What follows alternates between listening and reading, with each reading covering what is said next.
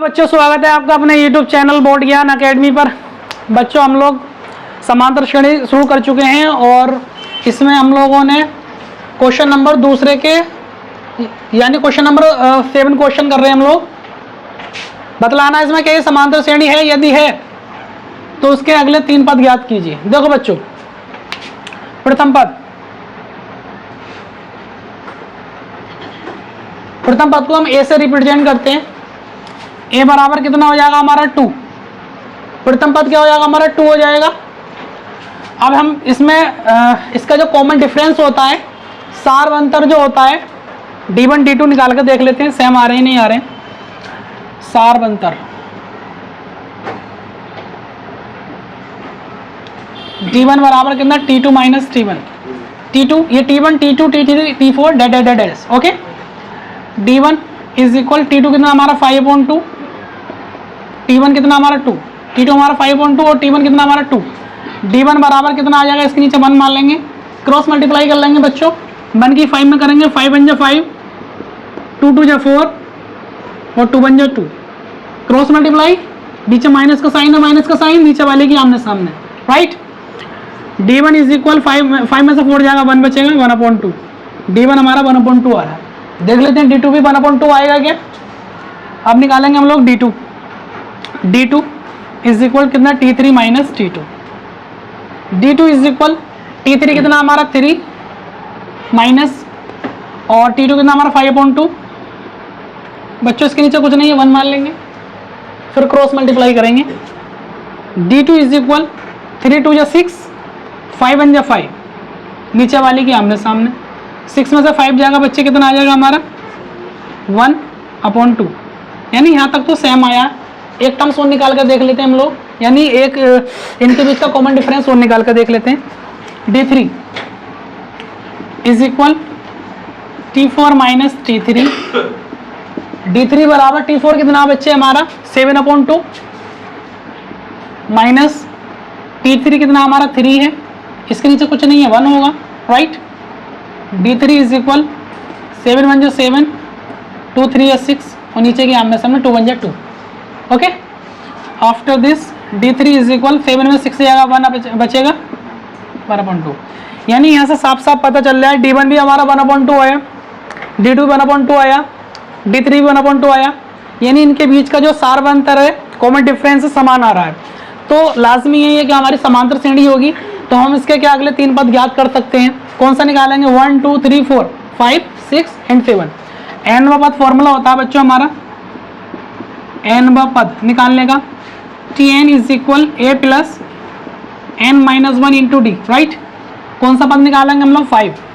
n की जगह 5 रखेंगे, t5 a प्लस n की जगह 5 माइनस 1 इंटू डी, तो t5 कितना बन जाएगा हमारा a। बच्चों 5 में से 1 जाएगा, 4 बचेगा ना, 4d, ओके। यानी 5वीं टर्म्स क्या आएगी, a प्लस 4d, ओके। तो t5 इज इक्वल a की वैल्यू कितनी है बच्चों, 2 है हमारी, प्लस 4 इंटू t5 कितना, a की वैल्यू हमारी 2 आ गई, plus 4 into d1 d2 d3 ये सब हमारे d है। d की वैल्यू 1/2। 2 से हम लोग 4 को डिवाइड करेंगे, 2 2 4, 2 बार कट जाएगा। t5 इज इक्वल 2 2 1 2, तो t5 कितना आ जाएगा बच्चे, 2 और 2 4। यानी हमारी 5वीं टर्म्स क्या आ जाएगी, हमारी 4 आ जाएगी। अब निकाल लेंगे हम लोग 6ठी टर्म्स t6। बच्चों हम लोग डायरेक्ट निकालेंगे t6 a, यानी हमारा n बहुत का फॉर्मूला ये होगा tn बराबर a plus n minus 1 into D. इसके अंदर हम लोग रख देंगे कितना, a की जगह कितना, 6ठी टर्म्स निकालेंगे n पद, tn बराबर a plus n minus 1 into D. n की जगह 6, a प्लस n की जगह बच्चों हम 6 रखेंगे, 6 में से बन जाएगा 5 बचेगा, और 5 की डी में करेंगे 5d, तो कितना 5d। यानी कहने का मतलब ये, अगर हम 6ठी टर्म्स निकालेंगे तो a प्लस 5d, ओके, और 7वीं निकालेंगे तो क्या होगा, a प्लस 6d हो जाएगा, ओके। निकाल लेते हैं पहले 6ठी terms. t6 is equal a की वैल्यू बच्चों हमारी कितनी है, 2 है, प्लस 5 इंटू डी की वैल्यू बच्चों 1/2 है, right. d1 d2 d3, t6 2 plus 5 बन जाए 5/2, इसके नीचे 1 मान लेंगे। t6 कितना, 2 2 4, 5 1 5 और 2 1 2, क्रॉस मल्टीप्लाई कर लेंगे, और नीचे वाले की आमने सामने, 4 और 5 कितना हो जाएगा बच्चे, 9 हो जाएगा बटे में 2। ये हमारी छठी टर्म्स आ गई। ऐसे 7वीं टर्म्स निकाल लेंगे, T7 डायरेक्ट निकालेंगे कितना, a + 6d। ओके, क्योंकि हम लोग इसकी जगह n की जगह 7 रखेंगे, a + n की जगह 7 में से एक जगह 6 बचेगा, 6 की d से करेंगे 6d, तो a + 6d, राइट। उसके बाद में T7 = a की वैल्यू हमारी 2 है, प्लस 6 इंटू और d की वैल्यू कितनी बच्चे 1/2, 2 से डिवाइड करेंगे, 2 3 6, 2 1 2। ओके, तो T7 कितना आ जाएगा हमारा 2, 3 1 3, तो T7 कितना आ जाएगा बच्चे 2 और 3 5। यानी कहने का मतलब ये हमारी कितनी 5वीं, छठी और 7वीं टर्म से आ जाएंगी। ठीक है, लिख भी लेंगे इनको एक साथ में। कितना T5 कितना बच्चे हमारा 4 और T6 कितना बच्चे 9/2 एंड T7 कितना 5। ये हमारी टर्म्स हो जाएंगी, ये हमारा आंसर हो जाएगा। क्वेश्चन नंबर दूसरे का हमारा 9 क्वेश्चन है बच्चों। ये पॉइंट वाला क्वेश्चन है। बच्चे जो है क्वेश्चन को देख के क्या कहते हैं, बहुत ही ज्यादा होपलेस हो जाते हैं। कैसे होगा ये क्वेश्चन, देखो 0.2, 0.22, 0.222, 0.2222, डैश बतलाना है क्या समांतर श्रेणी में है, और है तो इसके अगले 3 पद याद करने। तो पहले चेक कर लेते हैं कि समांतर श्रेणी है। प्रथम पद हमारा a कितना होगा 0.2। अब निकालेंगे इनके बीच का गैप, यानी अगर कॉमन डिफरेंस बराबर आएगा तो समांतर श्रेणी होगी, वरना नहीं होगी। तो लिख लेंगे सार्वंतर d1 T2 - T1, d1 = T2 हमारा 0.22, T1 कितना 0.2, तो d1 = कितना माइनस कर लेंगे बच्चों 2। इसके 2 के बाद हम लोग 0 ले सकते हैं, कोई दिक्कत वाली बात नहीं है। 2 में से 0 जाएगा 2 आएगा, और 2 में से 2 जाएगा 0 बचेगा पॉइंट, यानी कितना आ रहा है हमारा d1 0.02। ओके, अब लिख लेंगे हम लोग कितना d2 T3 - T2, d2 = T3 कितना हमारा 0.222, T2 कितना 0.22, तो d2 = कितना, अब 2 में से इसके कितने 0.22 है, ये कितना 0.222 है, यानी यहाँ पर कितने हमारे पॉइंट के बाद 2 डिजिट है, यहाँ पॉइंट के बाद 3 डिजिट है। तो हम लोग क्या कर सकते हैं, इसमें 0 लगा सकते हैं, कोई दिक्कत वाली बात नहीं है। 2 में से 0 जाएगा 2 आ जाएगा, 2 में से 2 जाएगा 0 बचेगा, 2 में से 2 जाएगा 0 बचेगा, और ये पॉइंट लग जाएगा 0 पॉइंट। ठीक है, ये हमारा d2 आ गया। तो बच्चों देखो d1 क्या आ रहा है 0.02 आ रहा है, और d2 कितना आ रहा है 0.002 आ रहा है। तो d1 d2 हमारे समान नहीं आ रहे, तो ये हमारी समांतर श्रेणी नहीं हो सकती है। और जब ये समांतर श्रेणी नहीं है तो इसके अगले 3 पद याद नहीं कर सकते। लिख सकते हैं हम लोग अतः दी गई श्रेणी समांतर श्रेणी नहीं है, इसलिए हम इसके अगले 3 पद याद नहीं किया जा सकते। और दूसरे का हमारा 14वां क्वेश्चन है, √3, √6, √9, √12, डैश बतलाना कि समांतर श्रेणी में है या नहीं। देख लेते हैं बच्चों। प्रथम पद a बराबर कितना बच्चे √3, निकाल लेंगे हम लोग इनके बीच का गैप, सार्वंतर यानी कॉमन डिफरेंस निकालेंगे। सार्वंतर d1 = T2 - T1, d1 = T2 कितना हमारा √6, T1 कितना हमारा √3, तो d1 = √6 को हम लिख सकते हैं बच्चों 2 × 3 - √3। d1 = यहाँ से इसको हम लिख सकते हैं √2 × √3 - √3, तो d1 कितना आ रहा है बच्चों √3 बाहर आ जाएगा, ब्रैकेट में रह जाएगा √2 - 1, ये d1 आ रहा है हमारा।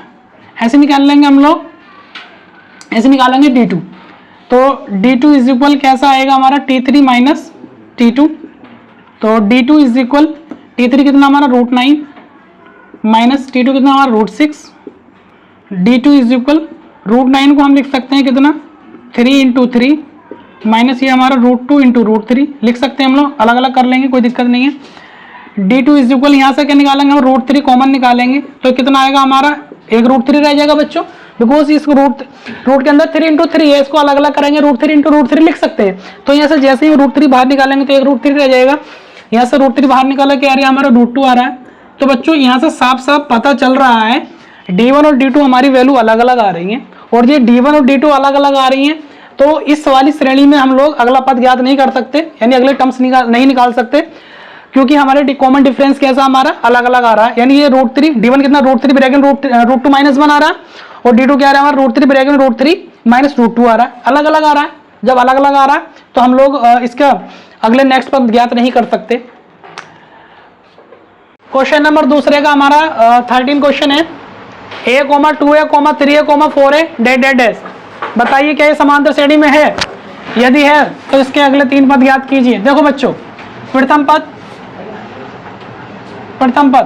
बच्चों a है ना, तो हम प्रथम पद इसको a ही लिख लेंगे, बिकॉज a दे रखा है, ठीक है। वरना अगर कोई संख्याएं होती खाली तो हम इसको a से रिप्रेजेंट कर लेते। सारवंतर D1 कितना T2 - T1, D1 = T2 कितना हमारा 2a, T1 कितना हमारा a, तो D1 कितना आ जाएगा बच्चे 2a में से 1 निकाल देंगे, कितना रह जाएगा हमारा a, ये हमारा D1 आ गया। ऐसे क्या निकाल लेंगे हम, D2 निकाल लेंगे, कितना T3 - T2, तो D2 = T3 कितना बच्चा 3a, और T2 कितना हमारा 2a, तो D2 कितना आ जाएगा हमारा 3a में से 2a निकाल देंगे बच्चों, कितना आएगा a। यानी हमारा D1 D2 सेम आया, a को निकाल कर देख लेते हैं। D3 बराबर कितना हमारा T4 - T3, तो D3 = T4 कितना बच्चे 4a, और T3 कितना बच्चे 3a, कितना आ जाएगा हमारा D3 = a। यानी कहने का मतलब ये है D1 D2 D3 सेम आ रहे हैं तो ये समांतर श्रेणी है, और जब समांतर श्रेणी है तो हम इसके अगले पद ज्ञात कर सकते हैं। निकाल लेंगे 1 2 3 4 टर्म्स है, T5 निकालेंगे। T5 बराबर कितना हो जाएगा a + 4d।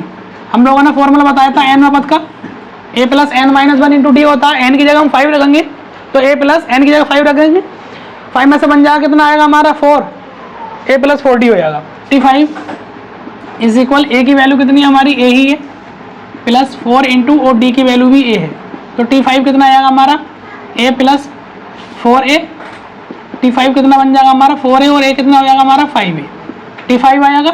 ऐसे निकाल लेंगे बच्चों हम लोग छठी टर्म्स। T6 कितना हो जाएगा a + 5d, राइट।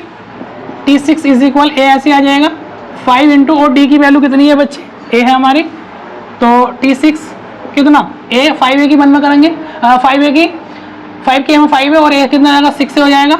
ऐसे क्या निकाल लेंगे T7 कितना a + 6d, T7 = a हमारा ऐसे आ जाएगा 6 × d की जगह पर a, तो T7 कितना आ जाएगा 6 की a में करेंगे 6 से, और a कितना आ जाएगा हमारा 7 है, तो ये हमारे क्या आएंगी नेक्स्ट टर्म्स आ जाएंगी। 5वीं टर्म्स 5 है, छठी टर्म 6 है, और 7 टर्म्स 7 है। अगर वीडियो पसंद आई है बच्चों तो वीडियो को लाइक करें, कमेंट करें और शेयर करें। इस तरह की वीडियो को देखने के लिए हमारे चैनल को सब्सक्राइब करें। और हम लोगों ने द्विघात समीकरण पूरा चैप्टर पढ़ा दिया है, तो आप लोग प्लेलिस्ट में जाएं और पूरे द्विघात समीकरण को देखें और इस तरह से अपना प्यार देते रहें। Thank you.